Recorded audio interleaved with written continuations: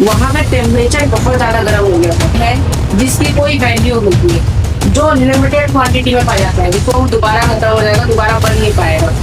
वो जब मर जाते हैं तो मरने वाले लोग खुदाई करते हैं तो बचा रहता है कुछ ना कुछ। इस चैप्टर से पढ़ेंगे कोल, पेट्रोलियम, नेचुरल गैस। ये यहाँ दबा हुआ था, फिर इसके ऊपर इतनी करके मिट्टियाँ इकट्ठी हो गई। पहले जो समुद्र रहा करते थे स्ट्रीट लाइट में, जो गली गली में लाइट लगे रहते हैं, ये एक ऐसी चीज है जिससे पेट्रोल और डीजल बनता है। यहाँ पे समझ में आया क्या? जीते जीते जब तक उनका टाइम चला तो उसके बाद लोग आई हो। तो हेलो स्टूडेंट्स, आज हम करने वाले हैं कोल एंड पेट्रोलियम वाले चैप्टर। कोल एंड पेट्रोलियम वाले चैप्टर बहुत छोटा चैप्टर है। अगर देखने तो इसके अंदर सबसे पहला टॉपिक आता है रिसोर्स। रिसोर्स वो सामान है जिसकी कोई वैल्यू होती है। कोई वैल्यू मतलब उसकी कोई खास जरूरत होती है और साथ ही साथ वो यूटिलिटी है उसके अंदर, उसको यूज नहीं करते हैं। ठीक है, वैल्यू भी हो, यूज भी करनी, उनको रिसोर्स कहते हैं। साइंस ने रिसोर्स को दो पार्ट में बांटा है, पहले एग्जॉस्टिबल, दूसरा इनएग्जॉस्टिबल। एग्जॉस्टिबल रिसोर्स वो रिसोर्स होते हैं जो लिमिटेड क्वांटिटी में पाया जाता है। रिसोर्स को समझ आता है? रिसोर्स मतलब ऐसे सामान जिनकी वैल्यू और जो यूज कर रहे हो, जैसे ऑक्सीजन हो गया, घर का पंखा हो गया, घर की लाइट हो गई, इन सबको हम यूज करते हैं और इनकी कहीं ना कहीं कोई वैल्यू है। इस वजह से इन सबको रिसोर्स कहते हैं। और ऐसे रिसोर्स जो खत्म हो जाते हैं, क्यों खत्म हो जाते हैं? क्यों लिमिटेड है, उनको कहते हैं एग्जॉस्टिबल रिसोर्स। अभी समझ नहीं आएगा। जैसे एग्जांपल देखो, एग्जांपल तुम्हारे फॉरेस्ट, मिनरल, कोल, पेट्रोल। मान लीजिए कोयला, ठीक है, कोल मतलब होता है कोयला। तो कोयला एक एग्जॉस्टिबल रिसोर्स है। क्यों? क्योंकि कोयला लिमिटेड अमाउंट में है। ये नहीं कि हमारे पास कोयला पूरा भंडार पड़ रखा है, तुम चाहे जितने में बेचो, सस्ते में थोड़ी ना बिकता है, वो महंगे में बिकता है। क्यों? क्योंकि उसकी एक लिमिटेड क्वांटिटी है। कैसी है? Limited quantity. और दूसरी बात, अगर हम उसको जलाएंगे तो एग्जॉस्टेबल हो जाएगा, वो दोबारा खत्म हो जाएगा, दोबारा बन नहीं पाएगा। अच्छा चलो, जला भी दिए तो कहीं ना कहीं वो दोबारा से बनेगा नहीं कहीं से। मतलब अभी हम तो कोयले के बारे में देखेंगे, कोयला बनता कैसे है या पेट्रोल कैसे बनता है, तो आपको समझ में आएगा कि ये जो है ये दोबारा नहीं बनते। ठीक है, ये खत्म हो जाते हैं। इनएग्जॉस्टिबल रिसोर्स वो रिसोर्स होते हैं, वो सामान होते हैं जो एग्जॉस्टेड नहीं होते हैं, खत्म नहीं होते हैं, जो खत्म ना हो और अनलिमिटेड क्वांटिटी में हो। मतलब जितना चाहिए तुमने, जैसे ऑक्सीजन अनलिमिटेड है। सनलाइट यानी सूरज की रोशनी, जितना चाहिए उतना लो, कभी खत्म नहीं होने को।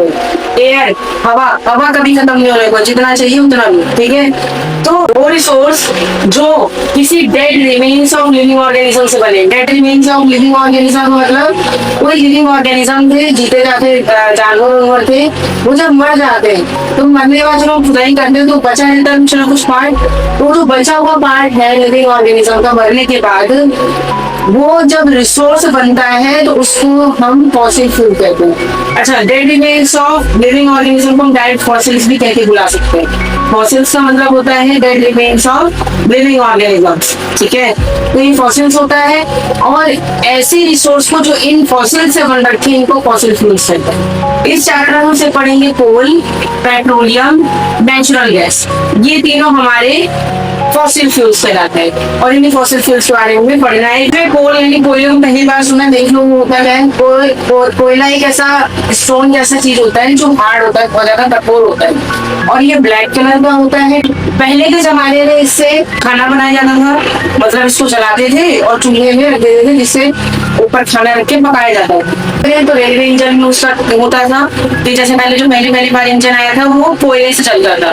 सबसे बात, ये थर्मल पावर प्लांट में यूज होता है। थर्मल पावर प्लांट का मतलब वो जगह, ठीक है, वो प्लांट नहीं है, वो एक इंडस्ट्री है, वो एक फैक्ट्री है। फैक्ट्री जैसे तुम समझो, जहाँ पे कोयले से बिजली बनाया जाता है, वही बिजली हमारे सबके घर में आती है। ठीक है, तो वो बिजली वाली जो जगह जो बिजली पैदा करती है, थर्मल पावर प्लांट, वो कोयले का इस्तेमाल करती है। इस पूरे को अगर देखिए तो कोयला एक फ्यूल की तरह यहाँ पे यूज होता है। कोयले की कहानी कैसे रही है कि वो कोयला बना कैसे, कोयले की क्या कहानी जिससे वो कोयला बन गया? तो लगभग 300 मिलियन साल पहले पृथ्वी पे डेंस फॉरेस्ट हुआ करते थे। डेंस फॉरेस्ट यानी घने जंगल रहा करते थे। उन घने जंगल में कुछ नेचुरल प्रोसेसेस हुए। नेचुरल प्रोसेस कौन से? जैसे फ्लडिंग यानी बाढ़ आ गया, कोई भी नेचुरल चीज ऑटोमेटिक हो गया किनके ऊपर? उन डेंस फॉरेस्ट में, उन घने जंगलों में। ठीक है, फिर क्या होता है, जितने भी जंगल थे, जितने भी पेड़ पौधे थे, वो पेड़ पौधे मिट्टी के अंदर दब गए। ठीक है। यहाँ पे जो बाढ़ उड़ आया उसके चक्कर में मिट्टी में वो दब गए। दबने के बाद धीरे धीरे उसके ऊपर नई मिट्टी की लेयर आती रही आती रही आती रही। मिट्टी तो आती रहती है हर जगह से, तो वैसे उसके ऊपर कई 300 मिलियन साल तक मिट्टी मिट्टी मिट्टी मिट्टी आती रही और लास्ट में वो कंप्रेस हुई। कंप्रेस यानी पहले ये यहाँ दबा हुआ था, फिर इसके ऊपर इतनी इतनी इतनी इतनी करके मिट्टियाँ इकट्ठी हो गई। तो क्या करेंगे, नीचे धक्का लगाएंगी जो भी पेड़ है, तो उसको वो कंप्रेस हो गया था। कंप्रेस यानी दब गया था। दबाव में आके उसके अंदर हाई टेम्परेचर बन चुका था और हाई प्रेशर बन चुका था, दोनों चीजें। मतलब वहां का टेम्परेचर बहुत ज्यादा गर्म हो गया था और साथ ही साथ वहां का जो प्रेशर था वो भी बहुत ज्यादा बढ़ गया था। उनके ऊपर बहुत प्रेशर पड़ा था मिट्टी का, ठीक है। तो उसके बाद एक प्रोसेस हुआ जिसका नाम है कार्बनाइजेशन, और इसी कार्बनाइजेशन से कोयले का निर्माण होता है, ठीक है। इसी कार्बनाइजेशन से कोयला बनता है, ठीक है। कार्बनाइजेशन लेके कार्बनाइजेशन एक ऐसा प्रोसेस है, बहुत स्लो प्रोसेस है, तो बहुत स्लो प्रोसेस है, बहुत धीमे धीमे चलता है, जिसके अंदर डेड वेजिटेशन यानी जितने पेड़ पौधे हैं उनको कन्वर्ट कर देते हैं कोयले में। जिस कोल माइन वो जगह है जहाँ से कोयले को निकाला जाता है। ये जगह है, क्या है, जगह। इट इज अ प्लेस जहाँ से कोयला निकाला जाता है, जगह है। और जब हम कोयले को निकाल रहे होते हैं तो उसको बोलते हैं कोल माइनिंग, ठीक है। उसको कहते हैं कोल माइनिंग। कोल तो बन गया। कोल जलाने के बाद हमारे पास क्या बचता है, कोल जलाने के बाद हमारे पास हीट और कार्बन डाइऑक्साइड बचती है, इतना तुम ध्यान रखना। और थोड़ा बहुत राख बच जाता है, ठीक है। तो कोयला निकाल रहे होते हैं तो इंडस्ट्रीज क्या करती है, कोयले को और जैसे तुम आटा लेके चलने से चाहते हो वैसे वो कोयले को छालते हैं और अलग अलग करते हैं कि कौन सा चीज अलग है कौन सा चीज अलग है, उन दोनों को अलग अलग करके नाम देंगे। तो इंडस्ट्रीज 3 चीजें निकालते हैं, वो 3 चीजें हैं, तो कोलतार, कोल गैस, ठीक है। ये 3 चीजें को कोलतार, कोल गैस। तो जब कोयला निकाला जाता है तो उस समय 2 चीजें बनती है, देखो क्या। जब कोयले को हम प्रोसेसिंग कर रहे होते हैं तो उससे कोक और कोल गैस बनती है। कोक क्या चीज है, कोक एक टफ चीज है, टफ यानी बहुत हार्ड चीज है। थोड़ा सी यानी इसके अंदर छेद से स्पंज जानते हो कि येलो कलर का जो आता है, कुछ वैसा उसका मटेरियल रहता है और टफ रहता है, बहुत हार्ड रहता है। और ब्लैक कलर का होता है, कलर ब्लैक होता है और स्टील बनाने के लिए काम में आता है। साथ ही साथ काफी मेटल्स को, काफी धातुओं को ही निकालने में मदद करता है, ठीक है। ये स्टील बनाने में काम देता है और दूसरी चीज मेटल को भी निकालने में काम में आता है। अच्छा, ये तो हो गया हमारा कोक। कोल गैस क्या होता है, कोल गैस एक फ्यूल होता है, ठीक है। फ्यूल की तरह यूज करा जाता है कहाँ पे, कोल प्रोसेसिंग प्लांट्स में। कोल प्रोसेसिंग प्लांट्स कौन से होते हैं, प्लांट्स मतलब पेड़ पौधे नहीं है यहाँ पे, प्लांट्स मतलब होता है फैक्ट्रीज या इंडस्ट्री। कौन सी फैक्ट्री, कौन सी इंडस्ट्री, जो कोल को प्रोसेसिंग कर रही है, जो कोयले से ये दोनों चीज बना रही है। तो वैसी इंडस्ट्रीज ये कोल गैस को अपने फ्यूल की तरीके से इस्तेमाल करते थे। पहले के जमाने में सबसे पहली बार इसका इस्तेमाल करा गया था स्ट्रीट लाइट में, जो गली गली में लाइट लगे रहते हैं उनसे स्ट्रीट लाइट होते हैं, वो स्ट्रीट लाइट में यूज हुआ था लंदन में, लगभग 1820 में, ठीक है। 1820 में लंदन में स्ट्रीट लाइट में पहली बार यूज हुआ था। आजकल हम इसका यूज लाइट निकालने के लिए नहीं, जबकि हीट निकालने के लिए यूज करते हैं। मतलब कोल गैस आज हमारे लिए हीट का ही सोर्स है, ठीक है। यहाँ पे हमारा कोल गैस आता है, ये कोक आता है। कोल तार जो होता है वो 200 चीजों से मिलकर बना हो, इसीलिए ये थोड़ा अनप्लीजेंट से स्मेल करता है, मतलब बदबूदार होता है थोड़ा। ब्लैक कलर का होता है, थिक लिक्विड होता है, यानी गाढ़ा गाढ़ा लिक्विड होता है। कौन सा गाढ़ा गाढ़ा लिक्विड, जो रोड बनाने में काम देता है, वैसा लिक्विड, गाढ़ा लिक्विड रोड का मेटलिंग करने में काम में होता है, ठीक है। आजकल तो मेटलिंग ऑफ रोड जो है वो बिटुमिन से होने लगा है, हम इसके बारे में बात करेंगे। पता है ज्यादातर चीजों में ये स्टार्टिंग में का काम करता है। यहाँ पे मैं लिस्ट बता देता हूँ। सबसे पहले ड्रग, डाइस, एक्सप्लोजिव्स, है ना, ये सारी चीजें सबसे पहले इसी से होकर गुजरते हैं, इसी से ही बनते हैं, ठीक है। ये सारे होते हैं आपके कोल तार के प्रोडक्ट्स। यहाँ हमारा कोल खत्म होता है और पेट्रोलियम हमारा बचता है। पेट्रोल और डीजल ना कहाँ से निकाले जाते हैं, एक नेचुरल रिसोर्स होता है जिसका नाम है पेट्रोलियम। पेट्रोलियम एक ऐसी चीज है जिससे पेट्रोल और डीजल बनता है। यहाँ तक समझ में आया, ये होता है पेट्रोलियम। पेट्रोलियम 2 शब्दों से मिलकर बना है, पेट्रा और ओलियम से मिलकर बना है। पेट्रा और ओलियम। पेट्रा का मतलब होता है रॉक और ओलियम का मतलब ऑयल। ऐसा नामकरण क्यों करा गया? क्योंकि ये जो पेट्रोलियम है, पेट्रोलियम माइन करा जाता है, पेट्रोलियम को निकाला जाता है ऐसे पत्थर, ऐसे रॉक के बीच में जो पृथ्वी के अंदर है। एक ऐसे रॉक के बीच में जो पृथ्वी के अंदर है, उससे निकाला गया ऑयल पेट्रा जमा ओलियम यानी पेट्रोलियम कहलाता है। ये होता है तुम्हारा पेट्रोलियम। पेट्रोलियम बनने के पीछे ये कारण है कि पहले जो समुद्र रहा करते थे, उस समुद्र में जितने भी ऑर्गेनिज्म थे, जितने भी जीव जंतु थे, वो मर गए थे क्योंकि बहुत मिलियन साल पहले की बात है। ठीक है, जीते जीते जब तक उनका टाइम चला, फिर उसके बाद वो डाई हो गए, डेथ हो गया उनका। डेथ होने के बाद वो कहाँ चले गए? नीचे आ गए। यानी जो समुद्र है, समुद्र के अंदर जो भी ऑर्गेनिज्म है, वो ऑर्गेनिज्म मरने के बाद सीधा नीचे जमीन के ऊपर आ जाता है। धीरे धीरे क्या होगा, जैसे ये क्योंकि मिलियन साल पुरानी बात है, तो सैंड और क्ले मतलब जितनी भी मिट्टियां हैं, वो मिट्टियां उसके ऊपर आके जमती गई और एक टाइम ऐसा आया कि वो पत्थर बन गए थे।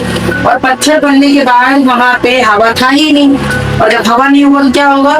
हवा नहीं होगा तो वहां का जो टेम्परेचर है वो बहुत बढ़ जाएगा, और जो प्रेशर है वो भी बहुत बढ़ जाएगा। जैसे कोयले के साथ हुआ था, वैसे इस बेचारे के साथ भी। बेचारा तो कब सहेगा? एक टाइम ऐसा आया जब वो पेट्रोलियम और नेचुरल गैस बन के दिखाई है। ये थी पेट्रोलियम की कहानी। अच्छा, ये जो पेट्रोलियम है ये कैसे निकाला जाता है? सबसे नीचे जो आता है वो आता है रिजर्वियर रॉक। क्या आता है? Reservoir rock. और सबसे ऊपर आता है इम्प्रीवियस रॉक। ठीक है, रिजर्वियर और इम्प्रीवियस रॉक के बीच में एक खाली जगह होता है। उस खाली जगह में सबसे नीचे वाटर होता है। वाटर उस समुद्र का था, और इस समुद्र के वाटर के ऊपर ऑयल का लेयर पाया जाता है। ऑयल का लेयर मतलब वहां पे तेल पाया जाता है, वही तेल तुम्हारा पेट्रोलियम है, थोड़ा सा रिफाइन करने के बाद। फिर ऑयल के ऊपर एक गैस वाला एरिया आता है, उस गैस वाले एरिया को बोलते हैं नेचुरल गैस। ठीक है, तो नेचुरल गैस वहां पर फॉर्म होता है। इसको निकालते कैसे हैं? इसको निकालने के लिए हम एक कुआं सा बनाते हैं। ठीक है, तो सबसे पहला जो कुआं था वो पेनिसुलियन नाम का जगह है, प्रोनाउंसिएशन गलत हो सकती है, वो यूएसए में। ठीक है, 1859 में ये पहली बार यहाँ पे तेल का खदान खोदा गया था, कुआं खोदा गया था। और 8 साल बाद, ठीक 1867 में यानी 1867 में असम के माकुम के जगह पे ऑयल की वेल खोदी गई थी, यानी ऑयल का कुआं खोदा गया था, तेल का कुआं खोदा गया था।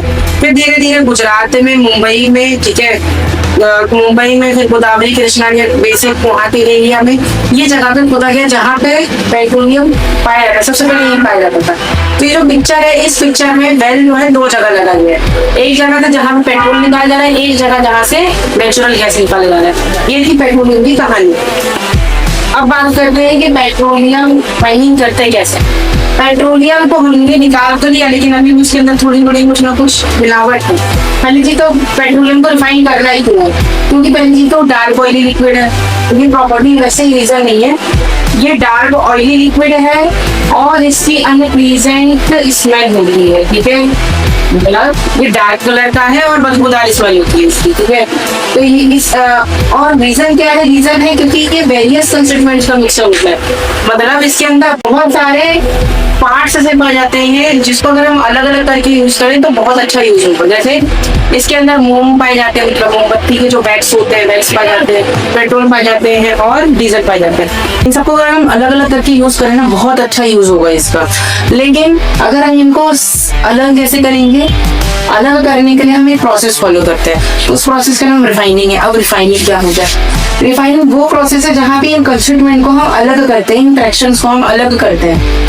कंस्टिट्यूएंट्स यानी जो पार्ट्स हैं इसके, जैसे डीजल, पेट्रोल, इन सबको अलग करते हैं, उस प्रोसेस को हम रिफाइनिंग कहते हैं। अब ये होता कहाँ है? ये होता है पेट्रोलियम रिफाइनरी में। ये होता है पेट्रोलियम रिफाइनरी में। अब बात करते हैं इस पेट्रोलियम को रिफाइन करने में जो चीजें बनती हैं, लिस्ट बता दो। सबसे पहले पेट्रोलियम गैस जो लिक्विफाई करा जाता है उसका नाम है एलपीजी, जो नॉर्मल घरों में यूज करा जाता है, बहुत ज्यादा यूज करा जाता है। ठीक है, घरों पे खाना बनाने के लिए, इंडस्ट्रीज में भी यूज करा जाता है एलपीजी का। अगला प्रोडक्ट होता है पेट्रोल। पेट्रोल तो तुम जानते हो कि ज्यादातर ऑटोमोबाइल्स में यूज होते हैं, एविएशन मतलब एरोप्लेन में भी यूज होते हैं, और कभी सफाई वफाई करने के लिए भी इसको यूज करा जाता है। जैसे कभी तुम मोबाइल लेके जाओ दुकानों पे तो वो एक लिक्विड लगा के सारे डस्ट पार्टिकल को साफ करता है, पेट्रोल, ठीक है, क्योंकि वो पेट्रोल का इस्तेमाल करने को सब। अगला आता है केरोसिन। केरोसिन पुराने जमाने में काफी स्टोव जलाने का काम आता था, स्टोव यानी चूल्हा उल्हा जलाने के लिए।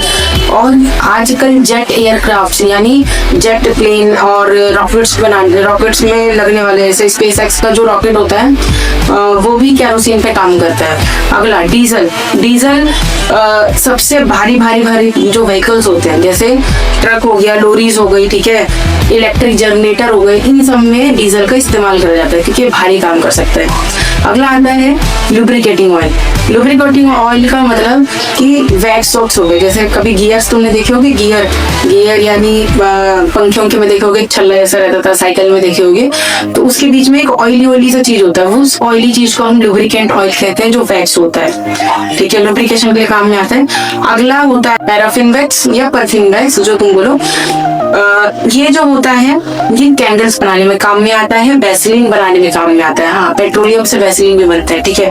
अगला लास्ट विटामिन होता है। विटामिन अभी मैंने बताया था कुछ देर पहले, विटामिन जो होता है वो रोड की मेटलिंग करने में काम में आता है। रोड की मेटलिंग करना मतलब कि रोड के ऊपर जो पतला सा लेयर छा जाता है ब्लैक कलर का, वो होता है विटामिन, और साथ ही साथ पेंट में भी इसका यूज होता है। अब आते हैं एनसीईआरटी में एक और इम्पोर्टेंट टर्म दे रखा है, उस टर्म का नाम है पेट्रोकेमिकल। उस टर्म का नाम है पेट्रोकेमिकल। पेट्रोकेमिकल दो चीज मिलकर बना है, पेट्रो और केमिकल, यानी जो पेट्रोलियम से जो केमिकल बनाए जाते हैं उसको पेट्रोकेमिकल कहते हैं। ऐसे केमिकल्स जो पेट्रोलियम और नेचुरल गैस से बनाए गए हो, ठीक है, पेट्रोलियम और नेचुरल गैस से मिलकर बनाए गए हो, उनको हम कहते हैं पेट्रोकेमिकल, ठीक है। कहाँ यूज होते हैं ये केमिकल्स? यूज होते हैं डिटर्जेंट बनाने के लिए, फाइबर्स बनाने के लिए। फाइबर्स यानी ये फाइबर्स होते हैं पॉलिएस्टर, नायलॉन, एक्रेलिक, ठीक है, जिनके कपड़े बनते हैं, पेंट्स भी बनते हैं, तो फाइबर्स होते हैं। और साथ ही साथ पॉलीथीन भी बनाया जाता है। पॉलीथीन यानी जो पन्नी हम इस्तेमाल करते हैं, पन्नी, ठीक है, वो ये बनाता है। मैन मेड प्लास्टिक, जो प्लास्टिक होता है उसको बनाने के लिए काम में आता है। और साथ ही साथ फर्टिलाइजर बनाने के लिए काम आता है। कौन सा फर्टिलाइजर? यूरिया वाला, ठीक है, जो हमने यूरिया वाला फर्टिलाइजर पढ़े थे फर्स्ट चैप्टर में, वही वाला फर्टिलाइजर ये केमिकल्स बनाते हैं। और हाइड्रोजन गैस जो है वो पेट्रोकेमिकल्स भी बनाते हैं। पेट्रोकेमिकल्स यानी नेचुरल गैस से बनता है, ठीक है, हाइड्रोजन गैस नेचुरल गैस से बनता है। क्योंकि इतना सारी चीजें बन रहा है, यानी इसकी कमर्शियल इंपॉर्टेंस बहुत ज्यादा है। कमर्शियल यानी पैसे का इंपॉर्टेंस बहुत ज्यादा है। इससे अगर हम ढेर सारी चीजें बना लेंगे तो इसका बहुत ज्यादा इंपॉर्टेंस है, बहुत बिकेगा। इस वजह से हम इसको ब्लैक गोल्ड के नाम से भी जानते हैं, ब्लैक गोल्ड, ठीक है, याद रखना। नेचुरल गैस के बारे में, नेचुरल गैस तुम्हें पता होगा, नेचुरल गैस पेट्रोलियम से निकाला जाता है और ये एक इम्पोर्टेंट फ्यूल में गिना जाता है। ये एक इम्पोर्टेंट फ्यूल में गिना जाता है। क्योंकि इसके काफी सारे प्रॉपर्टीज हैं। क्या क्या प्रॉपर्टीज है? पहला प्रॉपर्टी ये इजी टू ट्रांसपोर्ट होता है। इसको कोई जरूरत नहीं है कि आप ट्रक लेके जाओ, लोरी लेके जाओ, जैसे कोयले में लेके जाते हैं, या जहाज लेके जाओ, बड़ा शिप लेके जाओ, ऐसा कुछ नहीं चाहिए होता है। इसको सिंपल सा एक पाइप चाहिए होता है, उसी पाइप में से ये जगह जगह जाता रहता है। ऐसे पाइप में तुम देखे होंगे कहीं ना कहीं अभी आए होंगे, जैसे एलपीजी वाले पाइप जो आते रहते हैं, सेम ऐसे ही इस नेचुरल गैस की भी पाइपलाइंस पीछे पड़ी, जैसे दिल्ली में और गुजरात के वडोदरा में, इन दो जगह में कहीं ना कहीं ये पाइप मौजूद है जो इसको इजी टू ट्रांसपोर्ट बनाता है। उसके बाद ये जो है ये कंप्रेस हो सकते हैं। कंप्रेस मतलब इनको दबाया जा सकता है। मतलब अगर इतना सारा हमारे पास क्या है, तो अगर मान लो हमारे पास इतना सारा नेचुरल गैस है, उस नेचुरल गैस को हम इतनी सी जगह में कन्वर्ट कर सकते हैं, वो जगह कम घेरेगा। जगह कम घेरेगा तो यानी इतनी जगह में ढेर सारा फ्यूल बनेगा, तो इसीलिए कंप्रेस हो सकता है, लेस वॉल्यूम लेगा। और दूसरे हमने कंप्रेस करा तो नाम क्या बन गया? Compress natural gas. तो कंप्रेस करें तो कंप्रेस नेचुरल गैस। और सीएनजी यूज फॉर बर्निंग, ठीक है, सीएनजी किसके लिए यूज करा जाता है? बर्न करने के लिए, जलाने के लिए, ठीक है।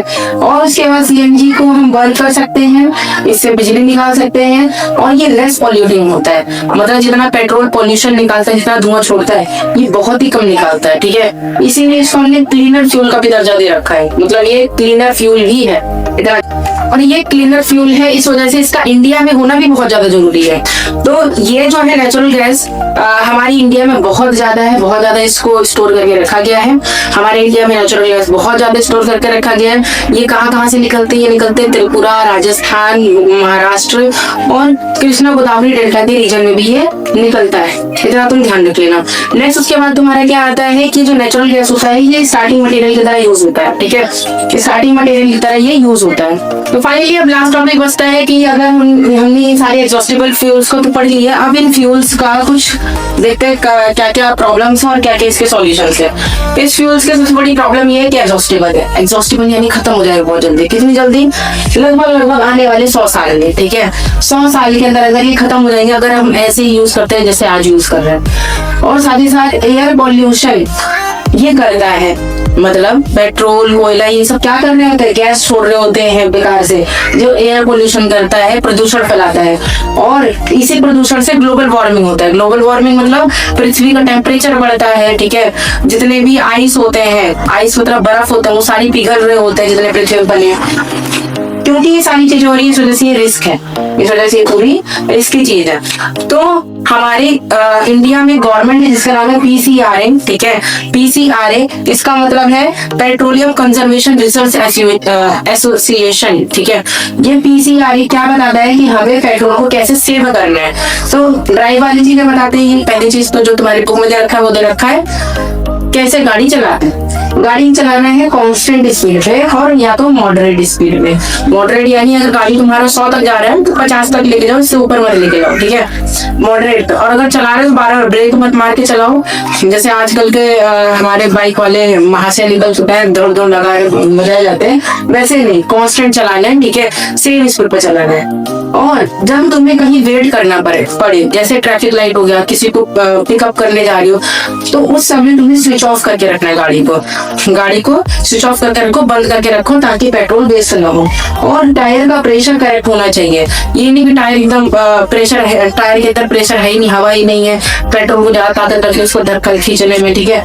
इस वजह से हमें टायर प्रेशर भी इंश्योर करना है कि वो करेक्ट हो, एकदम सही हो। रेगुलर मेंटेनेंस भी होना चाहिए। रेगुलर मेंटेनेंस का क्या मतलब है कि हमेशा उसको गाड़ी को मेंटेनेंस करवाना चाहिए, ठीक है, गाड़ी है हमेशा उसको रेगुलर मेंटेनेंस, ये नहीं कि उसका इंजन ज्यादा तेल खा रहा है, ये हो रहा है। तो इसीलिए हमें मेंटेनेंस भी इसका रेगुलरली करना होता है, जुडिशियली, ठीक है। और इसका मतलब होता है उचित तरीके से, यानी जो पेट्रोल है उसको हमें जुडिशियली यूज करना चाहिए, उचित तरीके से यूज करना चाहिए।